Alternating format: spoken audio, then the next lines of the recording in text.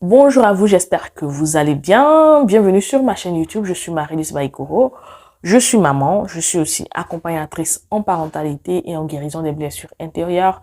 Sur ma chaîne YouTube, je vous aide bien sûr à guérir de vos blessures intérieures, de vos traumatismes, afin que vous puissiez devenir la meilleure version de vous-même et que vous puissiez recommencer à vivre après les difficultés, après les atrocités auxquelles vous avez fait face. Vivre un événement traumatisant comme un abus sexuel peut pousser une personne à se replier sur elle-même et à développer ce qu'on va appeler un fantasme d'autosuffisance.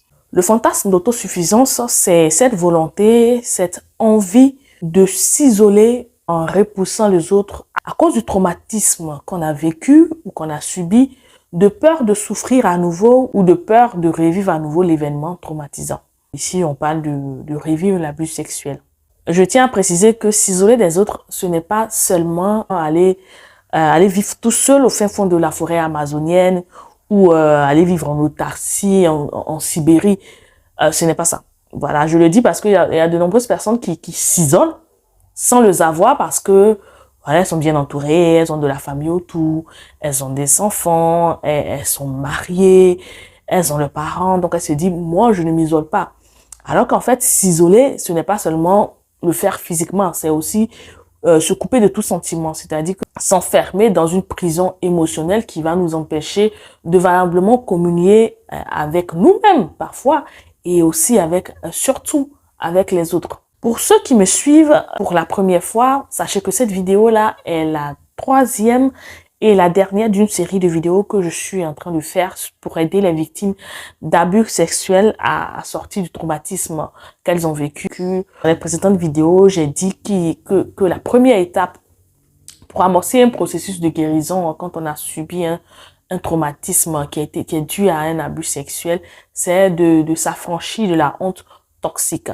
La deuxième étape, c'est de trouver un sens à ce qui nous est arrivé. Et enfin, la troisième étape, celle dont nous allons parler aujourd'hui, c'est d'éviter de s'isoler ou d'éviter le repliement sur soi-même. Pour ceux qui sont intéressés, qui voudraient bien regarder la vidéo sur les deux premières étapes, je vais mettre les liens en barre d'infos ou en fiche au-dessus ici. Vous pourrez aller les regarder. Comme je le dis, chaque fois, c'est un processus qu'il faut suivre. Pourquoi les personnes qui ont été victimes d'abus sexuels, en général, ont tendance à se replier sur elles-mêmes? Comment ce repliement les enfonce encore plus dans la tourmente et aggrave le cas? Et surtout, comment sortir d'un repliement sur soi-même?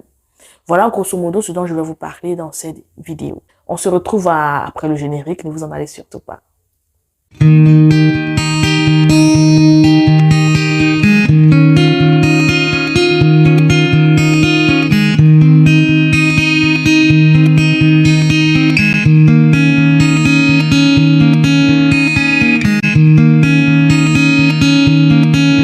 Donc, le fantasme d'autosuffisance, comme j'en parlais tantôt un peu plus haut, ou l'isolement que vivent de nombreuses victimes d'abus sexuels est un mécanisme de protection à la base. Donc, on va faire quelque chose pour ça qu'on va rentrer un peu dans la tête des personnes qui vivent des traumatismes et puis essayer de comprendre un peu quel est le système de pensée, quelle est la façon de voir les choses qui les pousse à s'isoler dans le but de se protéger. Donc, la victime, dans un premier temps, se dit de façon consciente ou inconsciente que, l'être humain est un être dangereux, donc je dois m'éloigner de lui car il m'a fait du mal et je dois me protéger afin d'éviter qu'il me refasse encore mal et que je revive ce traumatisme, cette difficulté, cette douleur que j'ai vécue quand il m'a fait mal. En deux, la personne qui a vécu un abus sexuel va se dire, puisque l'humain est celui qui m'a fait du mal et que je dois me protéger de lui, comment est-ce que je fais? Eh bien, je vais me couper de lui en construisant autour de moi un mur de protection qui va l'empêcher de m'approcher et l'empêcher par ricochet de me faire du mal à nouveau. En trois, la personne qui a subi un abus sexuel ou un traumatisme va se dire, bon, maintenant je dois m'éloigner, m'écarter de l'être humain. Comment je le fais? Donc, pour valablement me couper des autres, je dois éviter d'avoir besoin d'eux. Et donc, créer une forme d'autonomie de toute interdépendance. C'est-à-dire que je ne suis pas dépendant des autres êtres humains. Je me suffis à moi tout seul.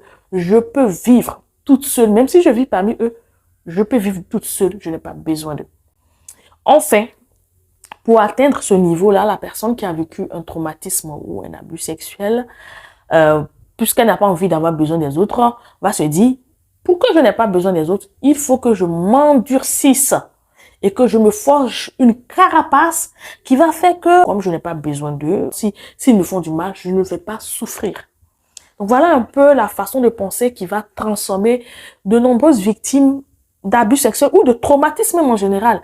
Voilà de nombreuses personnes qui au fond ne sont pas mauvaises, qui au fond sont de très bonnes personnes, en personnes acariates, en personnes antipathiques, en personnes dures de caractère, en personnes vraiment méchantes envers les autres. Ce qu'elles sont en train de manifester, c'est pas de la méchanceté, je le répète, c'est juste de la peur. Elles ont juste envie de se protéger. Le traumatisme qu'elles ont vécu fait ressortir en fait chez ces personnes-là ce qu'on va appeler l'instinct animal de protection. Et d'ailleurs, on retrouve ce genre d'instinct-là de protection-là chez les animaux comme par exemple les serpents qui pour se défendre ou juste parce qu'ils ont peur vont piquer.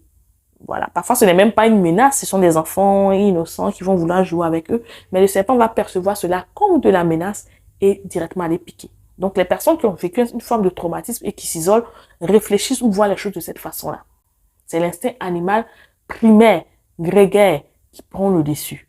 Malheureusement, contrairement aux animaux, avoir ce genre de réflexe de protection n'est pas fait pour aider l'être humain. Dans la mesure où l'être humain est un animal social. Donc, s'isoler, repousser les autres et s'enfermer dans une tour parce que vous avez peur de souffrir, à nouveau, va vous faire souffrir encore plus. Voilà. Parce que je vous l'ai dit tantôt, nous sommes des animaux sociaux. Nous sommes faits pour vivre en société. Nous ne sommes pas faits pour vivre en autarcie. Que ce soit physiquement ou émotionnellement, ce n'est pas possible. On est fait pour s'attacher émotionnellement aux gens qui nous entourent.